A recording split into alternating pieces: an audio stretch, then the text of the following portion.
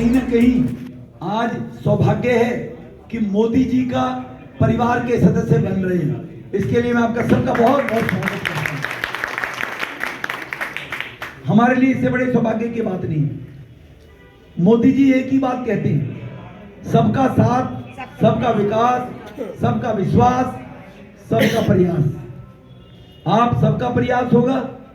2047 में भारत विकसित राष्ट्र के रूप में पहचाना जाएगा, क्योंकि मोदी जी को या हमारे भाषणों को आप लोग कम सुनते रहे होंगे। इसलिए मैं 2-3 मिनट में कुछ बता देता हूं। मोदी जी ने योजना जो लेकर आई थी, हमारा भारत विकसित राष्ट्र बने, और वो तभी संभव होगा जब गरीब आदमी, उस गरीब आदमी का कहीं ना कहीं जीवन स्तर उठेगा, जो सुबह से शाम तक मेरे पेट की रोटी के लिए झगड़ा करेगा, संघर्ष करेगा, कच्चे मकान में उसको पूरा जीवन बीत जाएगा कि बेटा बड़ा होगा, बहू को लाकर कहां बैठाना है। ऐसे जो परिवार हैं जो 70 साल की आजादी में अपने हक को प्राप्त नहीं कर पाए थे, तो मोदी जी ने 14 में संकल्प लिया था कि हम सबका उत्थान करते हुए जब भारत के 140 करोड़ लोगों के विश्वास हो जाएगा कि मुझे चिंता नहीं है, मुझे भूखा सोना पड़ेगा, वो तभी देश के बारे में सोचेगा। इसीलिए जनधन योजना जो चलाई, 54 करोड़ लोगों के खाते खुले कि जो सरकार का लाभ है वो सीधा उनके खाते में जाए। जो मोदी जी ने कोरोना के दौरान देश में कहते रेवड़ी बांटना, तो लोग उसको कंपेयर कर लेते हैं कि मोदी जी तो राशन दे रहे हैं लोगों को, मोदी जी तो वो गैस कनेक्शन दे रहे हैं। मोदी जी सबको नहीं दे रहे, गरीब व्यक्ति के जीवन स्तर को उठाने के लिए उनको दे रहे हैं। 4 करोड़ ऐसे गरीब लोगों के देश में मकान बनाकर दिए गए। पूरी जिंदगी जिनकी झुग्गी झोपड़ी छप्पर कच्चे मकान में गुजर गई, वो सपना भी ले सकते थे कि हम कभी पक्के मकान के मालिक होंगे। पिछले 10 साल में 4 करोड़ लोगों को मकान देने का काम हुआ है।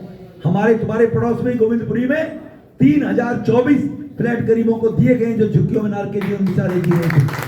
फ्लैट दिल्ली में दिए गए। तो ये जो गरीब लोग हैं, उनका जब तक उत्थान नहीं होगा, वो देश के बारे में कैसे सोचेंगे। तो देश के बारे में 140 करोड़ लोग अगर सोचेंगे तो ही देश विकसित राष्ट्र बनेगा। तो ये मानसिकता अलग अलग प्रकार की मानसिकता है।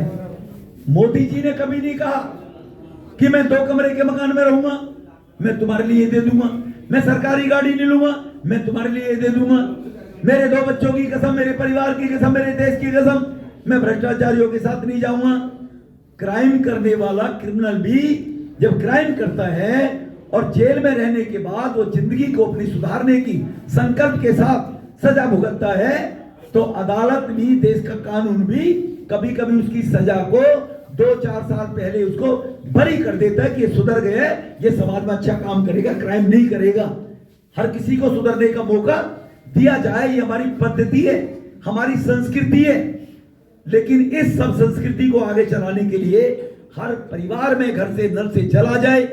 14 करोड़ परिवारों में देश में नल से जल देने का काम मोदी जी ने कर दिया है अभी तक।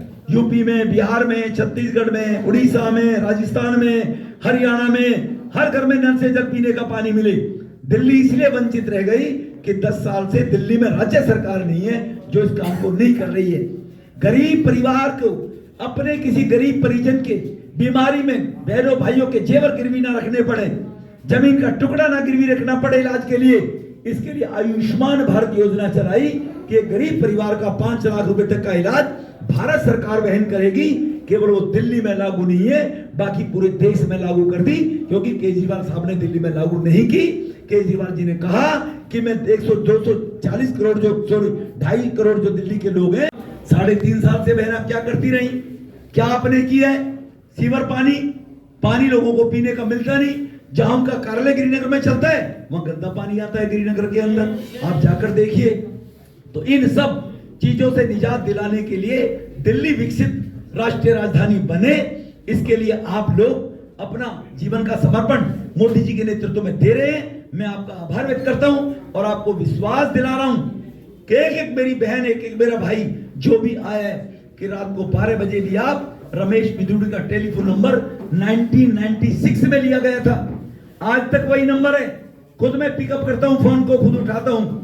आप में से ऐसे कितने भाई बहन बैठे हैं जो आम आदमी पार्टी में काम कर रहे थे, जिनके पास आपके पास मार्लिना जी का नंबर है? जरा हाथ उठाओ, किसके पास नंबर है उनका? नहीं है, बात नहीं कर है, लेते। नहीं है, नहीं है। वो 10 नंबर ही चेंज कर एक के पास तो होगा, नहीं सर, नहीं है। हाथों बदल में बदल लेती है। लेकिन बीजेपी के लोगों से जाकर पूछोगे आप, चाहे गरीब समिति में काम कर रहा होगा, उससे अगर कहोगे कितने लोगों के पास बिदुड़ी का नंबर है, 100% लोग हाथ उठा के कहेंगे हमारे पास रमेश बिदुड़ी का नंबर है। हमारे बीच में भाजपा के कार्यकर्ता हैं जो बीजेपी का काम कर रहे हैं, इनसे कहोगे हाथ उठा के बताओ कि तुम्हारे पास किसके पास बीजेपी का नंबर है। देखो एक एक आदमी हाथ उठा के तुरंत कह देगा हमारे पास रमेश बिदुड़ी का। मेरे पास डॉक्टर साहब का नंबर है, राजपाल जी का है, वो हमेशा फोन उठाते हैं। तो इसीलिए- मैं रात को 1 बजे भी करूँ। तो इसीलिए तनु बहन, हम आपको विश्वास दिलाते हैं, आपको मान सम्मान, चाहे विकास के क्षेत्र में हो, आप इस आम आदमी पार्टी के साथ लगे थे सिस्टम को सुधारने के लिए, सिस्टम को बदलने के लिए। जैसे केजरीवाल ने बोला था, लेकिन जब केजरीवाल जी खुद ही नहीं सुधरे, सिस्टम को कैसे सुधारते? खुद कहा कोठी नहीं लूंगा, शीश महल में बैठ गए जाकर, है? खुद कहा गाड़ी नहीं लूंगा, 2,87,00,000 की गाड़ियां खरीद ली 10 साल में। खुद कहा सिक्योरिटी नहीं लूंगा, खुद पंजाब की सिक्योरिटी अलग है और दिल्ली की अलग है।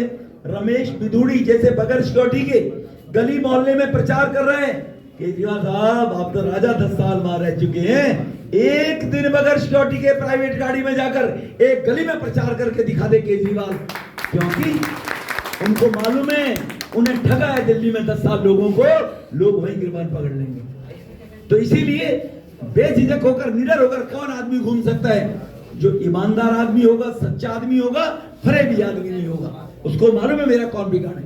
जो शरीफ आदमी होगा, तो ये आप सब इन सब चीजों को देखते हुए आप भाजपा मोदी परिवार में आए हैं, मोदी के परिवार के सदस्य बने हैं। मोदी का सिपाही होने के नाते मैं आपको विश्वास दिलाता हूं, आपकी सभी दुख सुख के अंदर आपको महसूस नहीं होगा। किसी भी क्षेत्र में कोई भी काम हो, आप आधी रात भी पुकारेंगे, आप सबको नंबर, आप अभी हमने लिखवा लिया होगा, ले लिया सबका नंबर लिख दिया ना सबने? मैं सबका नंबर ये फीड कर लूंगा और मेरा नंबर भी सब फीड कर ले, जिसके पास भी नहीं है। कभी भी मुझे फोन करना हो, कोई भी बात हो, और आने वाले टाइम में जैसी बीजेपी की सरकार बीजेपी की दिल्ली में बन रही है, सीटें बीजेपी की दिल्ली में आएगी। लोगों ने मन बना दिया है, ऑटो वालों ने, रेहड़ी पट्टी वालों ने, ऑटो वालों ने, मध्यम वर्ग परिवार ने, गरीब लोगों ने, झुग्गी झोपड़ी वालों ने, सब ने ये निर्णय कर लिए कि आपदा को भगाना है और बीजेपी को। बहुत बहुत धन्यवाद।